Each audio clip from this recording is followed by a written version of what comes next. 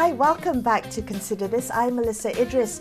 Let's continue our conversation as Malaysia assumes chair of ASEAN in 2025. So how should we approach the Myanmar crisis?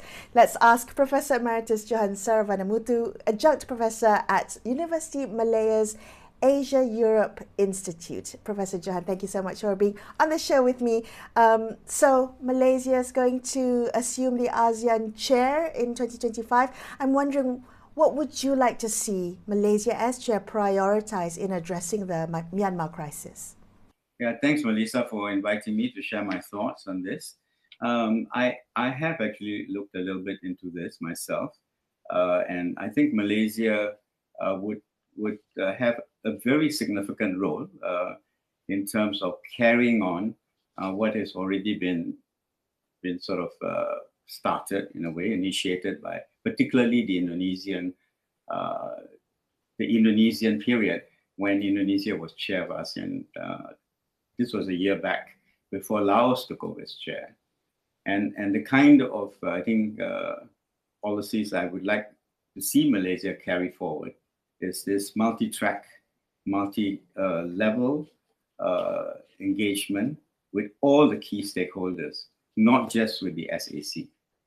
So as you know, under the 5-point consensus, it doesn't state exactly who the ASEAN chair or the ASEAN as a whole is to engage with. But Indonesia has taken the project forward by engaging with some of the political protagonists or actors in the resistance, for example, right?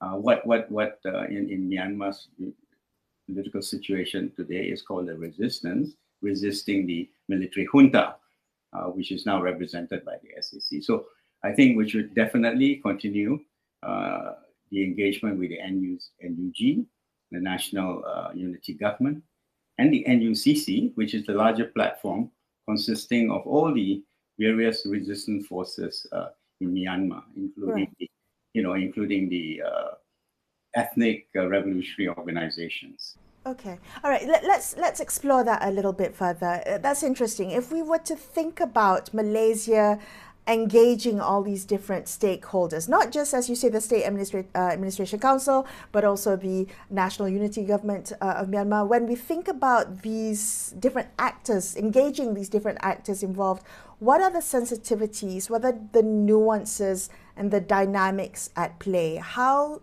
should Malaysia avoid pitfalls in its engagement, trying to engage with all these different stakeholders, bring different parties to the table?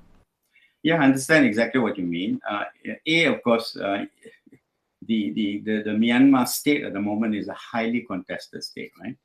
And so, because of the military coup, you have a de facto power, the SAC, and I'm of the opinion that the engagement with the SAC should continue. I mean, there are people who, of course, argue that why even engage with the military junta?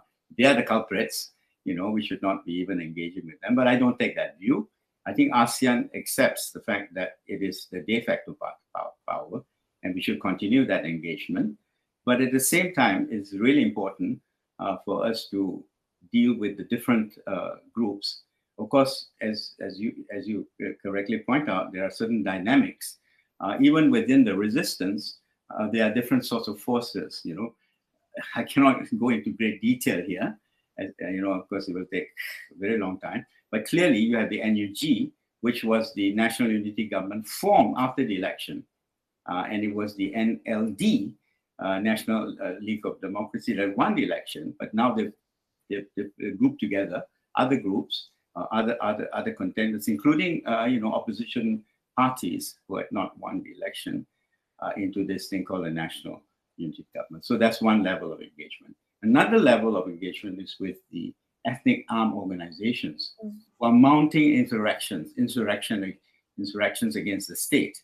And many of them actually control large swaths of land within Myanmar. In fact, after the 1027 Operation 1027, which was the beginning of the resistance against the military junta, many areas of in the periphery or the outer reaches of Myanmar have been controlled, are now under the control of, for example, the Three Brotherhood Alliance, Arakan, and the Northern Shan State.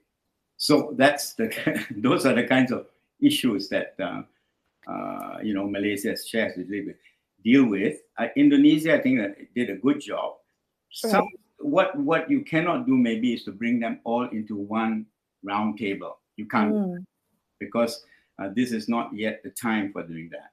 But you can engage with these groups separately in different sorts of platforms. And what would that realistically look like? So Malaysia is on the cusp of appointing a new special envoy for the ASEAN chair on Myanmar. What would you like to see this new emissary prioritize in terms of engaging these different types of stakeholders for multi-track diplomacy? Well, let's first talk about that whole idea of the special envoy, because it is actually one of the 5-point consensus, right? The engagement of the special envoy with stakeholders. You see, the problem is the envoy rotates from year to year. And that presents, I think, a problem. I think many people have analyzed it. I'm not the first one. Many analysts have said this is a kind of a problem because there is no continuity in the positions that ASEAN takes, or, well, not necessarily the positions they take, but in terms of the kinds of things that you can bring forward. What you gain in one sort of period, in one cycle, you lose in the next cycle. So important to keep that going. And I would say that the special envoy, many people have also suggested this, should be set up with, or should be locked in with a special office, which is permanent. Permanently dealing with, permanent in the sense that as long as the Myanmar crisis exists, we do have that special envoy office which deals with the Myanmar crisis. And then, the special envoy himself or herself could surely rotate following the ASEAN procedure from year to year. So that what Malaysia, for example, brings to the table in 2025 as the ASEAN chair, or the envoy that Malaysia appoints, then is continued in the next round. You know what I mean? Along with, sorry, can I add just one more point? The idea of, connected to this, the idea of the Troika. The Troika arrangement is for the previous chair to work with the current chair, and then the current chair to work with the future chair. So that process, I think, is already in ASEAN. It already exists as a mechanism. In fact, our foreign minister, Muhammad Hassan, has actually mentioned that he wants to continue with the Troika process. So we should have this process, and maybe we could even say, make it a Troika plus. This is one of the ideas I have. We had a workshop, on Myanmar not so long ago in Kuala Lumpur, a closed-door one, and many people came up with this idea as well. The Troika plus would be not just the 3 chairs, but also other ASEAN members who may continue to have a strong interest in the Myanmar question. Right. So our previous guest, Murtuzar, talked a little bit about how she thinks consistency and continuity is very important in the way ASEAN responds to the Myanmar crisis. But every ASEAN chair that comes along each year will want to make its own stamp on the issue, will want to try and do things a certain way. How do we reconcile that? The need for continuity and consistency, yet not seeing progress in the 5-point consensus, not seeing progress in addressing the crisis, and countries maybe looking at perhaps doing things differently. How do we think that through, Professor Jahan? Okay, thanks, Melissa. Difference is a good idea because difference sometimes bring about innovation. As long as those differences are actually recorded and kept as milestones, so there can be points of departure for progressing to the next stage and so on. So we don't kind of lose track of what has been done before, and that's exactly what we talked about, the idea that these things should continue. So Malaysia as chair, say Malaysia as chair, and this was one of the things that we talked about in our workshop. Say Malaysia as chair had introduced this idea of providing safe spaces, right? for Myanmar groups in a multi-track way, allowing for different groups.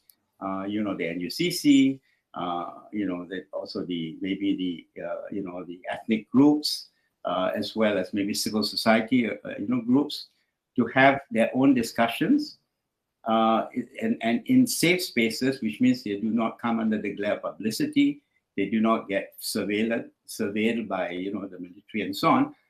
That particular development can be put down, even in a quiet sort of way, under quiet diplomacy. You don't have to reveal everything, and then pass on to the next the chair. So that then what has been achieved in those platforms under Malaysia would then be carried forward. That would be one of the ideas that I have, I think. All right. Well, thank you so much for sharing some of your insights on this matter with us. I appreciate your time. That was Professor Emeritus Johan Sarvanamutu from the Asia-Europe Institute, wrapping up this episode of Consider This. I'm Melissa Idris, signing off for the evening. Thank you so much for watching. Good night.